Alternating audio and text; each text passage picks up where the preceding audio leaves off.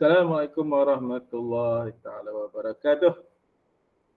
Alhamdulillah malam ni ibu buat rakaman untuk nak menjelaskan tutorial tentang matematik pengguna. Bab 5 dalam matematik N4 kata 5 Zamrud. Okey. Tutorial kita hari ini bermula dengan kita nak mengira dividen. Nak mengira dividen. Pun kalau kamu dah buka satu account, di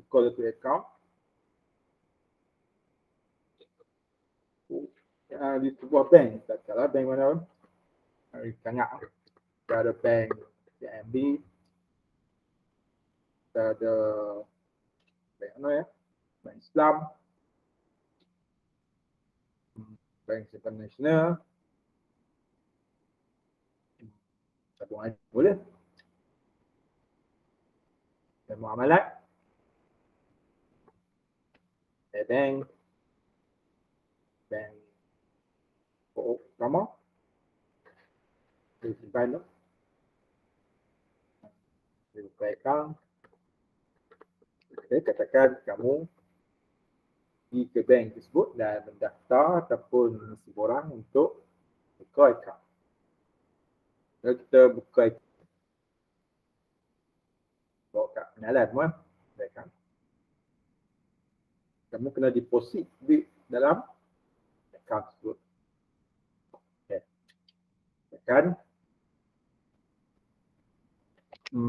Kamu deposit RM500 ya. Ya, apa pun RM400 kan, RM200 kan. Tapi akan minimum RM200 tu. Tak tahu. Katakan kita cuba deposit sebanyak RM200 ya. RM200. Untuk nak buka account minimum RM200 atau di CIMB tak salah tadi. Bank kita tak tahu apa. Nak kira kita dah buka account, kemudian kita simpan duit dalam account. Kita simpan duit dalam buku account tu. Dan kita biar lepas setahun nanti bank akan bagi dividen. Bank akan bagi dia punya, kalau faedah terharap. Yang Islam harap tak boleh ambil. Tapi dividen boleh ambil sebab dia tak tetap. Dia bertekak-tekak macam ni mengikut keuntungan. Tapi kalau faedah riba ataupun bunga, dia tetap. Ini tak tetap. Mungkin tahun ni 2%, tahun depan 1%. Tahun lagi 3% tak tetap. Jadi tuan-tuan. Okey. Akan kita nak mengira simpan 200. Simpan 200.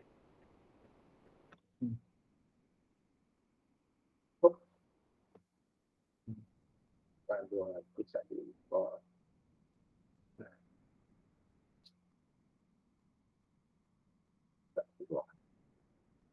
Oh.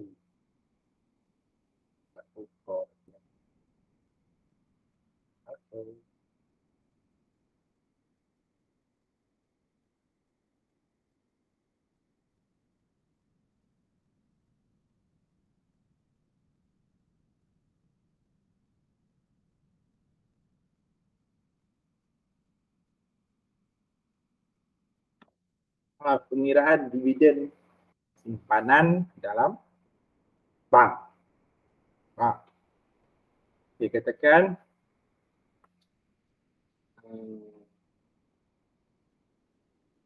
kita pergi buka account bank, kita simpan, kita buat deposit. Ini berapa bulan? Ini 4 bulan. Deposit pada 4 hari bulan 10 tahun 2021. Lepas tu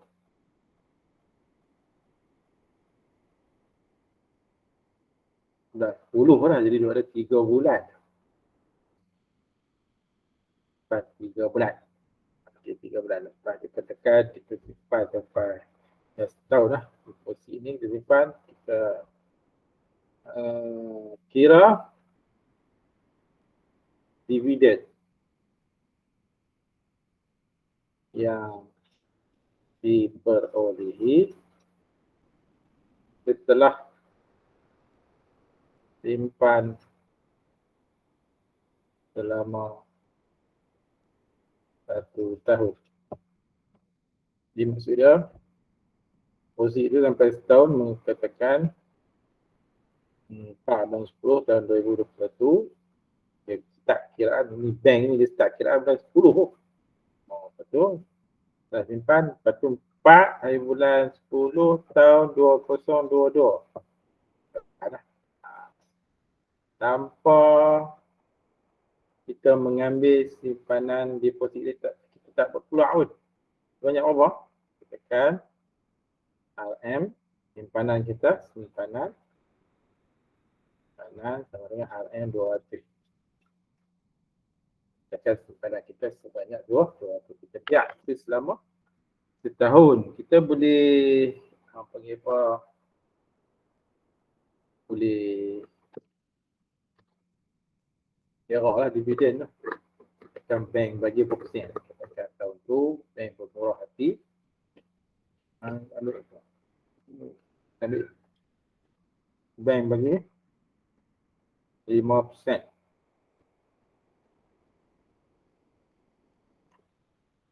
Diumumkan sebanyak 5% dividen. Dia bagi untuk siapa?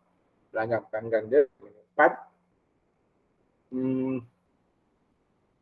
dalam bank tersebut lah. Okay.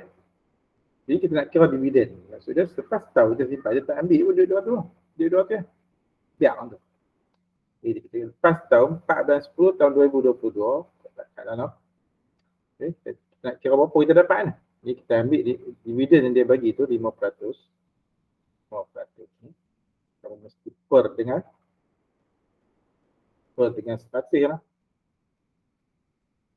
100 kali dengan 200, iaitu jumlah duit yang kita simpan.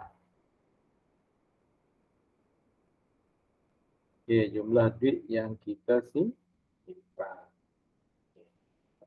Guna kalkulator atau operator. Yang pengguna kalkulator. Operator.